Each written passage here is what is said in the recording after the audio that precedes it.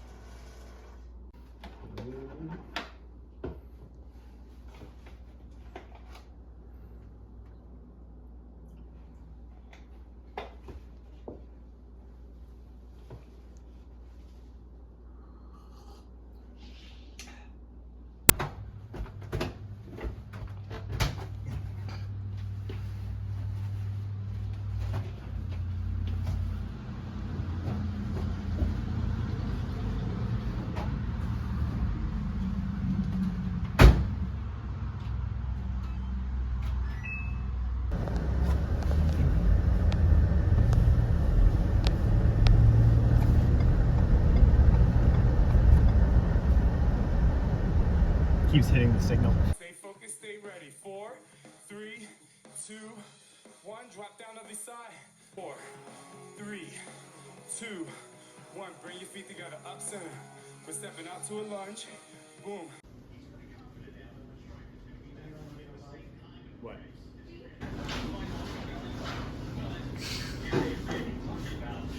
Oh, I got it.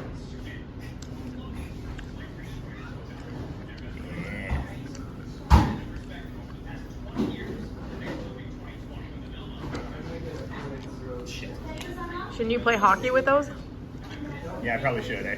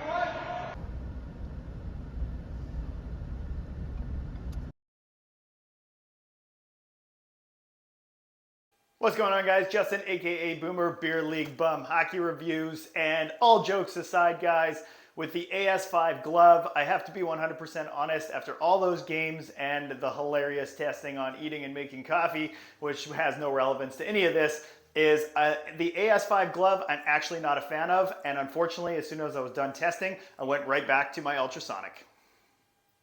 All right, guys, so gloves are super subjective, but at the end of the day for me is they're also the only thing that's connecting you to your stick and the puck and the ice. And unfortunately, what I noticed with the AS-5 glove is that no matter what I did, even after a little bit of a break-in period, I did not like the palm of the AS-5. And comparable to the ultrasonic, which is now my gamer and has been for a long time, is the ultrasonic is much more soft and it's much tighter, and I feel closer to the stick, which of course gives me better feel for the puck. When the AS-5, when I was rocking this on each game, the thing that I really struggled with this is it's got kind of a weird papery cardboard feeling palm. And for me, it just did not grip the stick very well. I didn't feel connected to the stick. And because of it, there was actually a little bit of friction between the stick and my palm of the glove. And it was causing me some like weird friction and almost like blister buildup. It was kind of odd. So the second reason that I didn't like the AS5 is actually the fitment is too loose. And I do understand that this is probably a volume glove and it's built for maybe people with larger hands. My hands are definitely not large. But because of how it actually sits, there's just so much room and so much negative space in here that I could not get a good like feel on the glove. And it just meant that it was flopping around too much. It was sliding on and off. The one thing that I noticed is it would slide off like this. And then basically the palm of my hand would sit right here and I'd be constantly pulling my glove down all the time, which was causing me just a lot of annoyance and turmoil in each game. And I was constantly just smacking my glove and trying to make sure it fit well.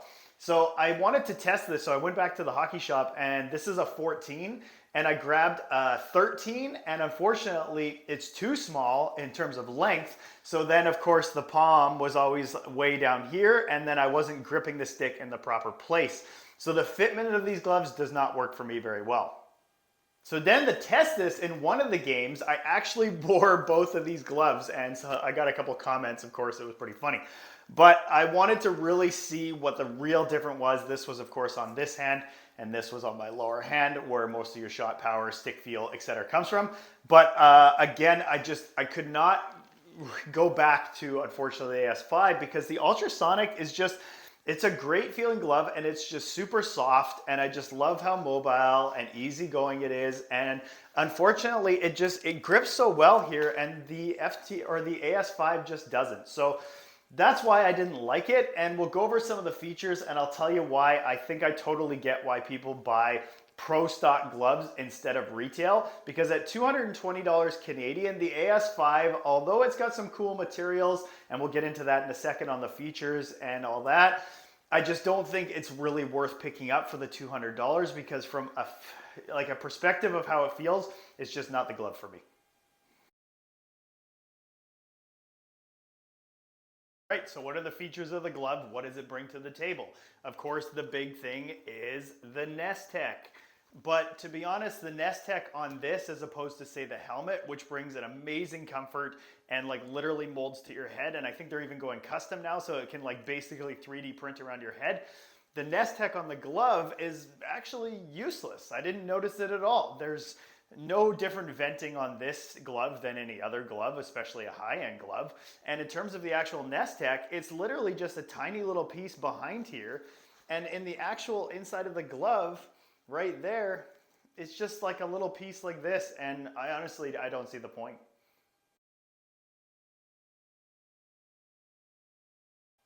As I mentioned a minute ago, the palms to me felt very odd. They had kind of a little bit of a papery feel to them, and actually felt like I was not tightly touching the stick. It was kind of a bit odd. Now the palm material is still soft. It's just, I don't know why, it's just different than the ultrasonic, and that sometimes comes down to subjective feel.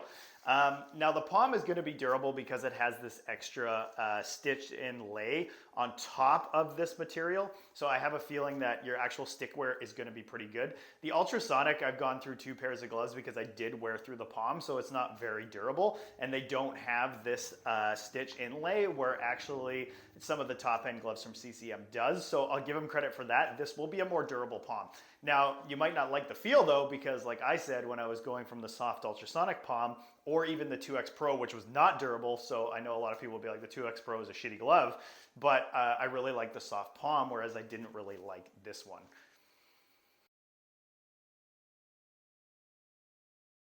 So fit. Now, with the AS5 versus the ultrasonic, which is my gamer, the biggest thing that I noticed is because of the back being so open and so big, is that yes, you have mobility, but so do I on the ultrasonic. It's just a softer glove and it moves around really well. So the fit here is going to be for a larger hand, but the problem that I have is that because it's so big and so open and so voluminous on the entrance to the glove, and then kind of has a better fit in the fingers, whereas the ultrasonic is just a nice fit all around, is I found that this thing was just all over the place, and it comes off extremely easy because of how much volume there is on the back. There is nothing that keeps this glove in place, and I think that unfortunately with the outside being just so big as opposed to the ultrasonic, I don't think a lot of people are going to like the feel of this glove in terms of how it actually fits.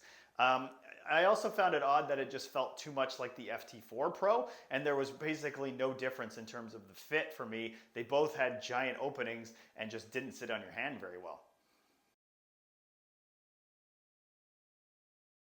In terms of protection, any top-end glove is going to be very protective. Between the two of these, I did not see any differences in terms of protection. I think they were trying to say that the Nestec was going to be a better slash guard, but honestly, I smacked this stuff out of my hands and I really didn't see any difference. So in terms of just overall protection, it's going to protect you just fine. The openings and stuff in the usual fingers, etc., are always going to be on the outside, getting smacked. In terms of actual wrist protection, etc., they're not bad. But again, without the ultrasonic amp, and I understand again why people like CCM Pro Stock gloves, is because they have that extra thing that the ultrasonics does. I think Hockey Reviews just did one with a Pro Stock glove, and it had the same type of amp reflex as the ultrasonic. So I'm not a fan of gloves that as soon as you go like that, your whole wrist is exposed, and the ultrasonic just does a better job. So in terms of the glove protection, it's fine, but there's no added feature that actually adds any protection. Nestec doesn't do anything any different than any other glove.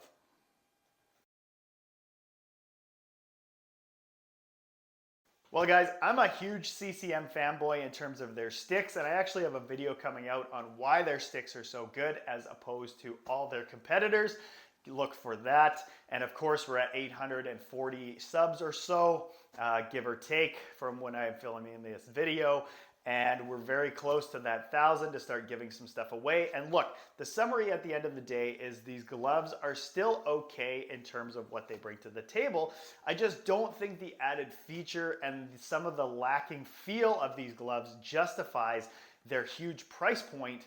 And you could probably just get some different gloves, or a Pro Stock glove, or something that's much cheaper that provides better protection and just overall feel. And from a retail perspective, I think they failed a little bit on these just because the value isn't there. If these were $100 gloves in terms of how they felt, I think it would be fine. But just the added features of like the fake Nestec, for example, jump this price point up, and it's just not necessary. And I think you're going to put these gloves on and be like, wow, Nestec, everything's so cool, and then realize that they're just really not worth the money. Anyways, guys, thanks for watching. Lots of videos coming. And once we get those subs up, we'll give these away. Hey, they're much better free for sure. Same with the shins and a whole bunch of other stuff. So 1,000 subs, guys, let's get there, and then somebody can win some gloves. Have a good one.